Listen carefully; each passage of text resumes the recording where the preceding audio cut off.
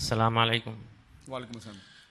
Could you please clarify about the Surah Waqia chapter 56 regarding the touching of the Holy Quran without wudu and wudu?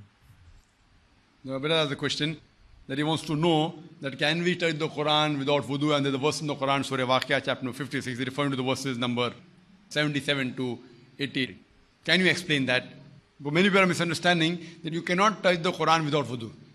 This verse of the Quran says, in a nutshell I'll say, it says that we have revealed the Quran and none shall touch the Quran except those who are pure. Now the word used is mutaharin, those who are pure. Many people think that if you are in wudu, you become a mutaharin.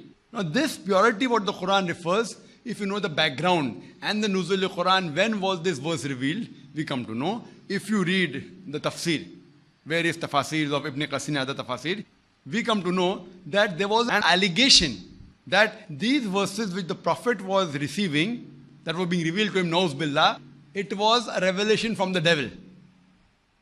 So in reply to this allegation, Allah reveals another verse that none shall touch the Quran except those who are pure. Now this purity, mutaharin, doesn't refer to only bodily purity.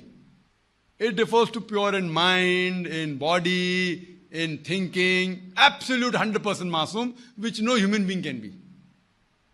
100%. It is referring to the angels. That no one can touch the Quran except the angels. That means the devil cannot interfere in between. And the Quran referred here is not referring to the Musaf. This is the Musaf, means a copy of the Quran. Talking about the Quran in Lawh Mahfuz. As Allah says, about the tablet well preserved. So that Quran, which is in the heaven, tablet well preserved, no one can come close to it, no one can touch except the angels. Mutaharin mentioned doesn't refer to only bodily purity. Tahara means only wudu, it doesn't refer to that. It refers to absolute purity. And it doesn't refer to this Quran, refers to the tablet well preserved in the heaven. If it refers to this Quran, and it referred to normal wudu, any non-Muslim can go in the market and purchase the Quran for 150 rupees easily and can touch it. That means the Quran will be proved wrong. No one can touch it, I can touch, he'll touch it. So it is nowhere referring to wudu and touching this Quran, referring to the absolute purity and about Lawh Mahfuz. But generally, if someone is in wudu and touches the Quran, it is preferable, it is mustahab. It's not a fard. Those scholars differ. There's no verse in the Quran or hadith which says that wudu is compulsory for touching the Quran. Wudu is compulsory for offering salah.